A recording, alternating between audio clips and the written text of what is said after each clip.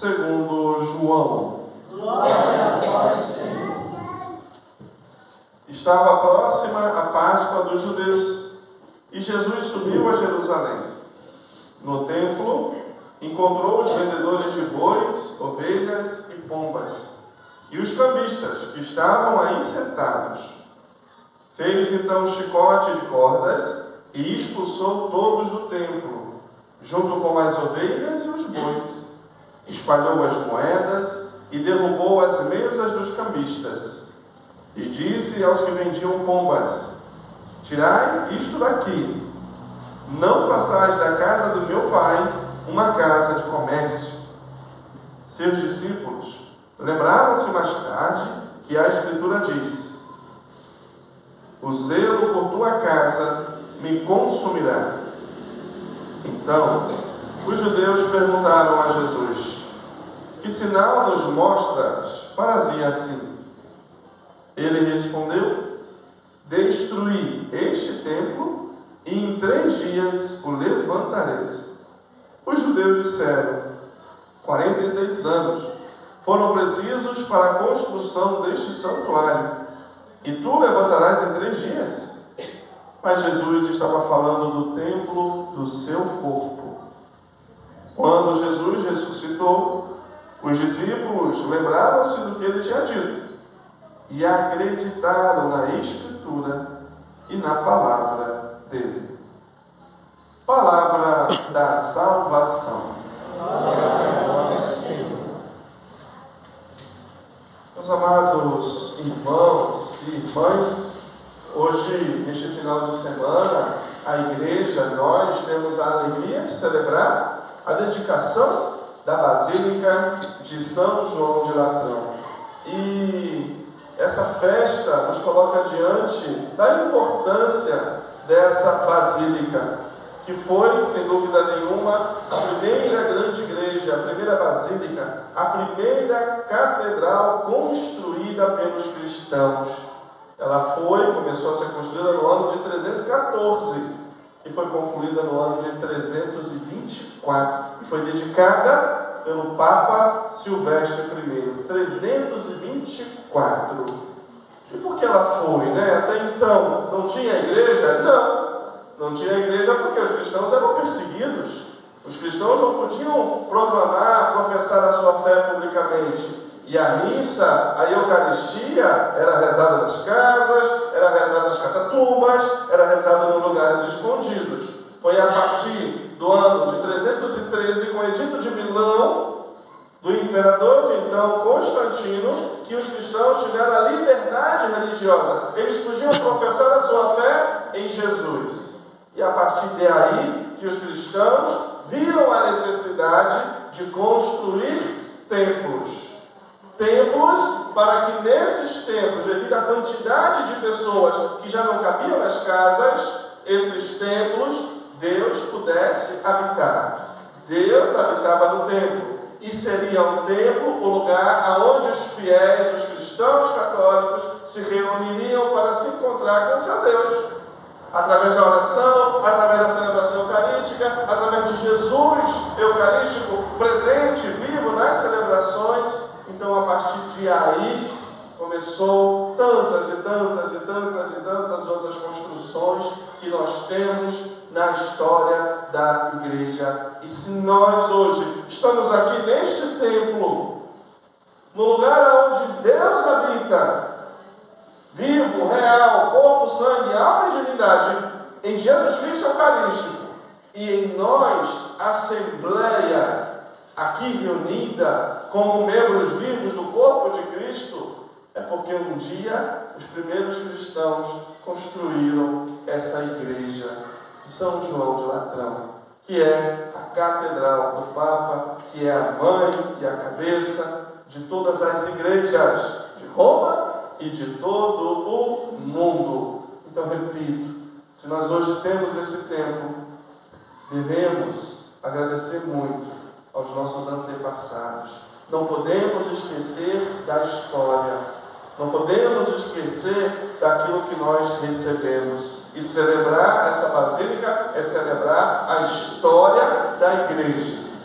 A história da igreja, que como disse Bento XVI, começou no lado aberto de Jesus. É bonito a expressão de Ezequiel da primeira leitura que nós escutamos, do rio que sai do templo.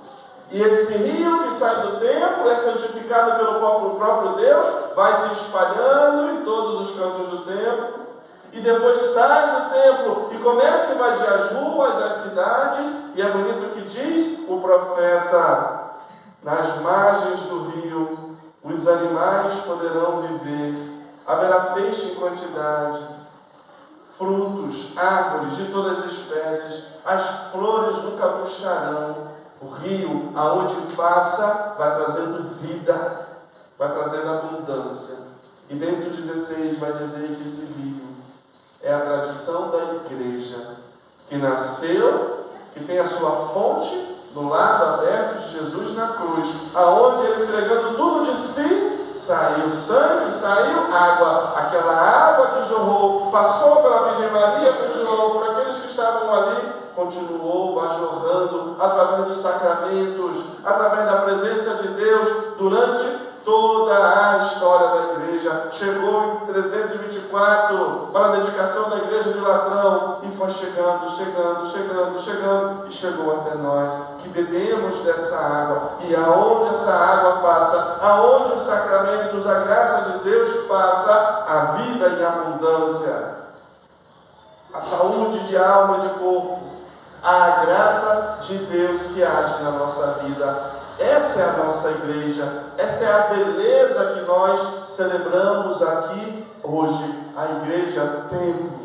que é fruto do Espírito de Deus e que é fruto da inspiração de homens e mulheres que se dedicaram à construção do templo físico de Deus. Por isso, meus irmãos e minhas irmãs, ao celebrarmos a igreja, a Basílica de Latrão, nós celebramos a igreja que é constituída pelo Espírito Santo de Deus e que é regada por essa água que traz vida, essa água que nós temos a graça de, como católicos, receber, beber e ter a nossa vida transformada por ela. Essa igreja que não é somente o templo físico, mas essa igreja que somos eu e você. Jesus Cristo é a cabeça e nós somos o seu corpo, nós somos os seus membros, nós somos essa igreja viva. E por isso São Paulo vai dizer na segunda leitura: não sabeis que vós sois o templo de Deus? Não sabeis que o Espírito Santo de Deus habita em vós? Nós somos o santuário de Deus. Nós, batizados de modo muito especial, somos o lugar onde Deus habita. Por isso, nós fomos santificados. O nosso solo é sagrado. Nós somos chamados a cada vez mais a viver como templos vivos de Deus. Porque de fato nós somos. E se eu sou um templo de Deus, e se eu sou uma habitação do Espírito Santo, o meu irmão, a minha irmã também é. Nele e nela mora Deus, mora a graça do Senhor, mora a presença do Deus Altíssimo, do qual nós somos imagens e semelhança. Portanto, meus irmãos e minhas irmãs, vamos pedir a Deus aquilo que Jesus manifestou no Evangelho de hoje, que nós acabamos de escutar. Jesus, quando ele entra no templo e vê na casa de comércio, de cambistas, de negócios, o zelo pela casa do Senhor o consumiu. Precisamos, queridos irmãos e irmãs, pedir ao Senhor para nós esse zelo também. O zelo pela casa de Deus. O zelo pela casa de Deus, que é o templo onde nós estamos celebrando. O templo que faz parte de uma igreja que é universal, que tem o Papa, que tem os bispos, que tem os padres, que tem o povo de Deus. Precisamos ser construtores, meus irmãos e minhas irmãs, deste templo vivo.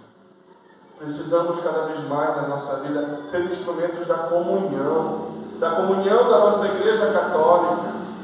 É muito triste quando cristãos católicos Satanás que dividem a igreja, que separam a igreja. Isso é péssimo.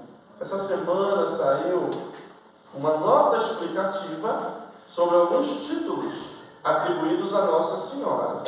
E o Dicastério para a Doutrina da Fé publicou essa nota, que foi assinada pelo Papa, recomendando aos cristãos católicos que têm duas invocações da Nossa Senhora que não são exatamente apropriadas para ela. A primeira, corredentora, e a segunda, a medianeira de todas as graças. Não são exatamente apropriadas para ela. E a igreja tem razão. Porque o que essa nota explicativa está dizendo? Que de fato, o único redentor do gênero humano é Jesus Cristo. É Jesus que, pelo seu sacrifício na cruz, nos redimiu. Então Maria, em sentido estrito, ela foi redimida por Jesus também. Então ela não pode ser a corredentora dela mesma. Ela não pode ser. Então ela não participa da redenção de Jesus. Ela não tem uma parte nessa redenção. Claro que não. O único redentor é Jesus Cristo. O que nós muitas vezes atribuímos à Virgem, é claro, é que ela participou em certo sentido dessa redenção na cruz. Porque na cruz ela sofreu com o seu filho Jesus por causa de todos nós. Ela participou do seu sofrimento. Então, nesse sentido, por uma participação no seu sofrimento, nós podemos até falar que em certo sentido ela é corredentora. Mas em sentido estrito, não. É isso que a nota está explicando. E com toda razão. A fé da igreja sempre foi essa. Maria jamais tinha a pretensão de ser corredentora com Jesus, porque, repito, ela foi a primeira a ser redimida por ele. Ele é o redentor do gênero humano. Somente Jesus Cristo. Então, a nota está explicando exatamente isso. Que não é correto a gente aplicar esse título à Virgem Maria. E o outro, a medianeira de todas as graças. Veja bem, meus irmãos e minhas irmãs, sem dúvida nenhuma, nós estamos no mês de Nossa Senhora das Graças. E nós recebemos muitas graças pela intercessão da Virgem Maria. Isso é claro, isso é indiscutível. Mas isso não quer dizer que todas as graças só acontecem por causa da Virgem Maria. Claro que não! Quem faz o milagre é Jesus. Ele é o autor da graça, Ele é o dispensador da graça, Ele é o único mediador entre Deus e os homens. É Jesus Cristo, o autor da graça. É por Ele que nós recebemos a graça.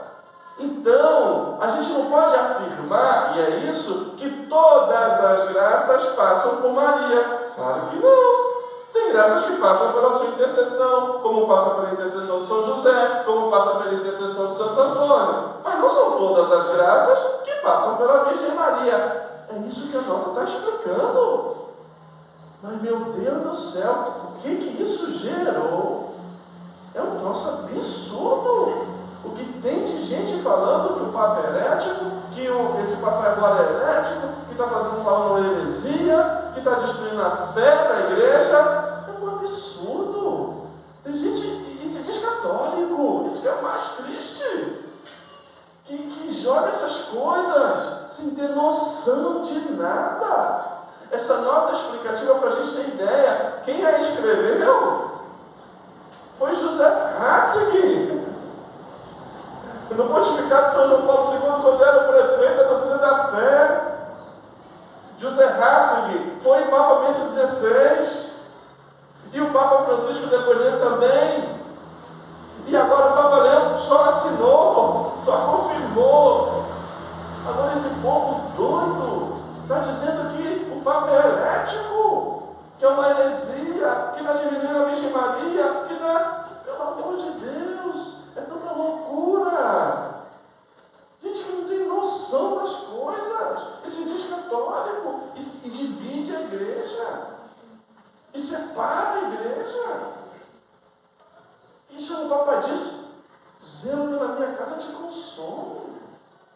O Papa, ele é o sinal de unidade da igreja.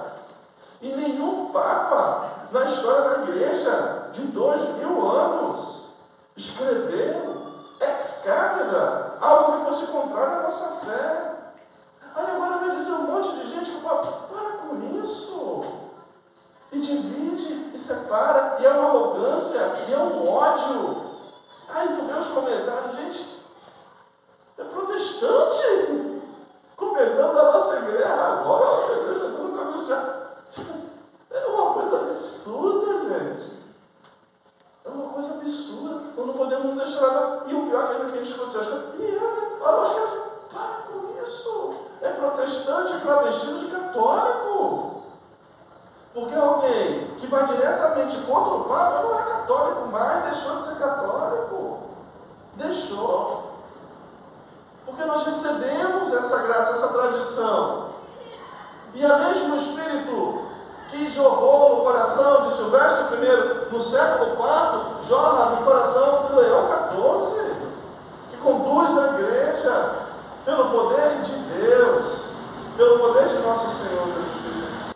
Precisamos ter esse zelo pela casa do Senhor, pela casa de Deus, pela igreja, amar a igreja. E sem dúvida nenhuma, eu como padre, eu posso errar, eu posso falar alguma coisa aqui, e rapaz, não estou de acordo com isso não. Mas isso quer dizer que você amanhã vai fazer um vídeo, o padre Carlinhos falou isso e falou aquilo? Gente, seja homem, seja mulher, me procura no canto, cara, o que o senhor falou? Deixa eu te explicar pelo menos. Agora às vezes a gente não sabe das coisas. O negócio é falar mal da igreja. Nós somos o templo. Quando nós criticamos, dividimos a igreja, nós criticamos e dividimos a nós mesmos. Jesus Cristo no Evangelho, ele disse que ia destruir e ia construir aquele templo em 3 dias. E Jesus falava do templo do seu corpo. Nós somos esse corpo. Se um membro é ferido, todos nós somos feridos. Se um membro é exaltado pela santidade, todos nós crescemos. E nós, como igreja, possamos nos alegrar pelas conquistas, as vitórias dos nossos irmãos e irmãs, e da igreja em si. E que possamos chorar e nos entristecer pela derrota, pelas fraquezas. Mas isso não dá o direito da gente apontar o dedo.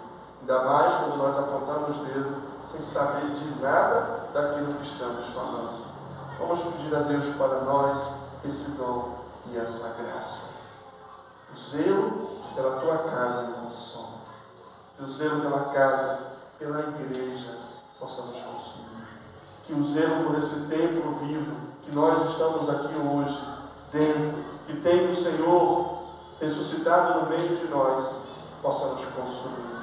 Que o zelo pelo templo, que é o meu corpo, que é o teu corpo, que somos nós, que construímos essa igreja, também possa nos consumir.